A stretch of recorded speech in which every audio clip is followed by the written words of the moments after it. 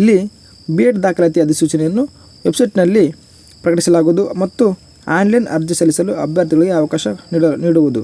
ಅಂದರೆ ಇಲ್ಲಿ 15 October 2024ರಿಂದ 14 November 2024ರವರೆಗೆ ಅಂದರೆ ಮೊನ್ನೆ ತನಕ ಈ ಬಿ ಎಡ್ ಅಪ್ಲಿಕೇಶನ್ಗೆ ಅರ್ಜಿಯನ್ನು ಆಹ್ವಾನಿಸಲಾಗಿತ್ತು. ಆದರೆ ಕರೆದ್ರು.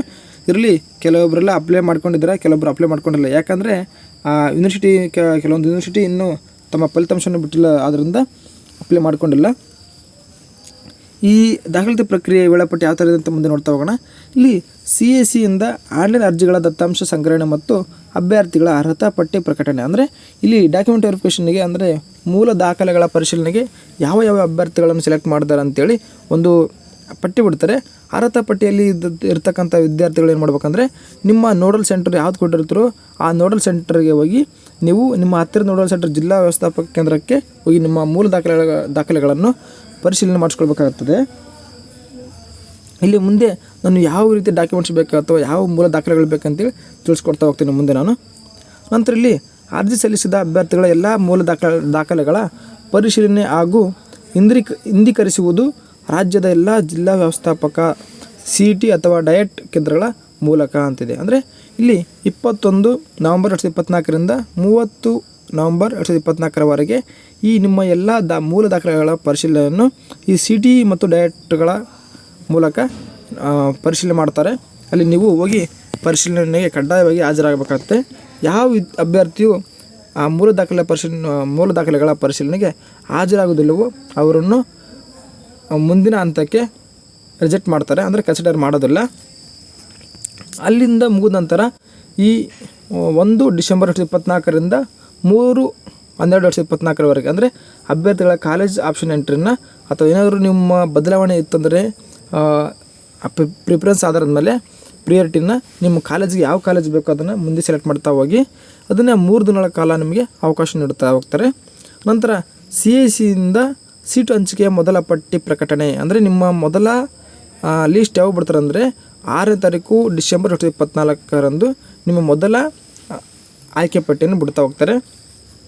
ನಂತರ ಮೊದಲ ಪಟ್ಟಿಯಲ್ಲಿ ಸೀಟು ಪಡೆದ ಅಭ್ಯರ್ಥಿಗಳಿಗೆ ಜಿಲ್ಲಾ ವ್ಯವಸ್ಥಾಪಕ ಕೇಂದ್ರಗಳಲ್ಲಿ ಪ್ರವೇಶಾತಿ ಪತ್ರ ಅಥವಾ ಅಡ್ಮಿಷನ್ ಸ್ಲಿಪ್ಪನ್ನು ಕೊಡ್ತಾ ಹೋಗ್ತಾರೆ.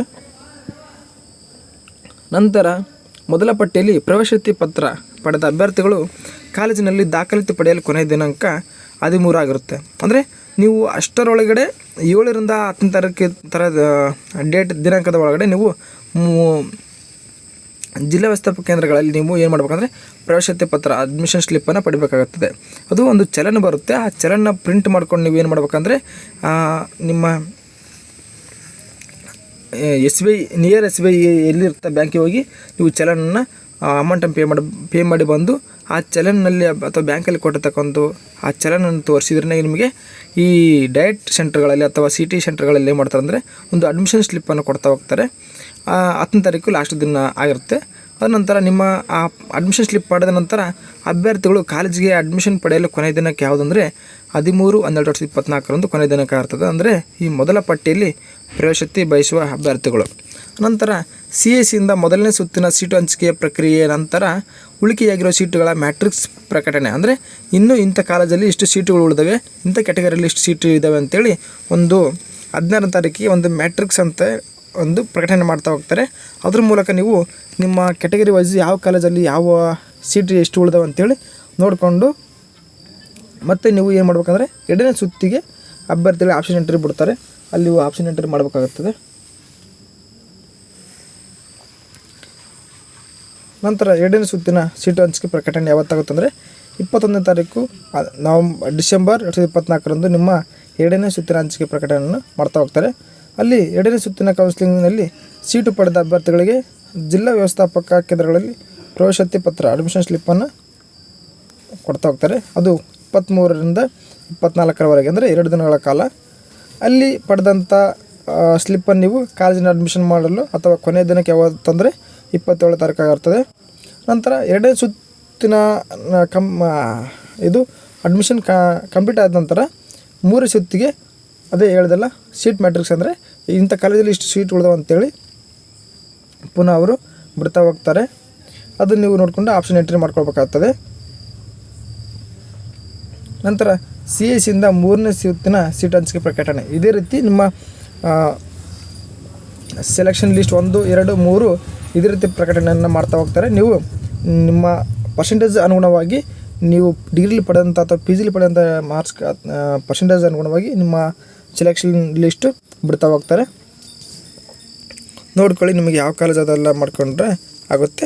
ಹಾಗೆ ಇಲ್ಲಿ ಮೇಲ್ಕಂಡ ವೇಳಾಪಟ್ಟಿಯಲ್ಲಿ ಬದಲಾವಣೆಗಳಾದಲ್ಲಿ ಇಲಾಖಾ ವೆಬ್ಸೈಟಲ್ಲಿ ಪ್ರಕಟಿಸಲಾಗುವುದು. ಅಂದರೆ ಏನಾದರೂ ಬದಲಾವಣೆ ಆದ್ರನಿಗೆ ಏನು ಮಾಡ್ತಾ ಇದ್ದಾರೆ ಅಂದರೆ, ಒಂದು ಇಲಾಖಾ ವೆಬ್ಸೈಟ್ ಇದೆಯಲ್ಲ ಅಲ್ಲಿ ಬದಲಾವಣೆ ನೋಟಿಫಿಕೇಷನ್ ಚೇಂಜ್ ಮಾಡ್ತಾ ಅಂದರೆ ಪ್ರಕಟಿಸ್ತಾ ಹೋಗ್ತಾರೆ. ಇಲ್ಲಿ ದಾಖಲಾತಿ ಶುಲ್ಕದ ವಿವರ ಅಂತಿದೆ.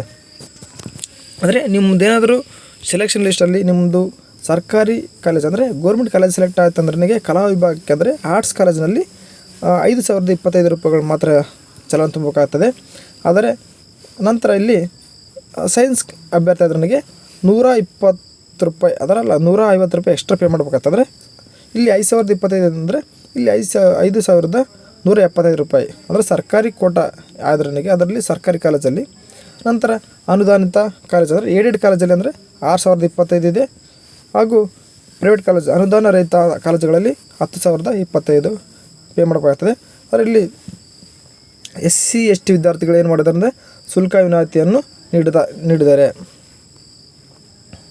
ಆದ್ದರಿಂದ ಇಲ್ಲಿ OBC ಕ್ಯಾಟಗರಿ ಮತ್ತು ಕ್ಯಾಟಗರಿ 1 ಅವರು ಇಲ್ಲಿ ಅಮೌಂಟನ್ನು ಅಥವಾ ಆ ಶುಲ್ಕವನ್ನು ನೀವು ಚಲನ್ ಮೂಲಕ ಬ್ಯಾಂಕ್ SBI ಬ್ಯಾಂಕಿಗೆ ಪೇ ಮಾಡಬೇಕಾಗ್ತದೆ. ಇಷ್ಟು ಶುಲ್ಕದ ವಿವರ ಮತ್ತು ಈ ದಾಖಲಾತಿ ಪ್ರಕ್ರಿಯೆ ವೇಳಾಪಟ್ಟಿ. ಹಾಗೆ ಇಲ್ಲಿ ವಿಡಿಯೋ ಇಷ್ಟ ಆದರೆ ಲೈಕ್ ಮಾಡಿ ಹಾಗೂ ಶೇರ್ ಮಾಡಿ. Thank you.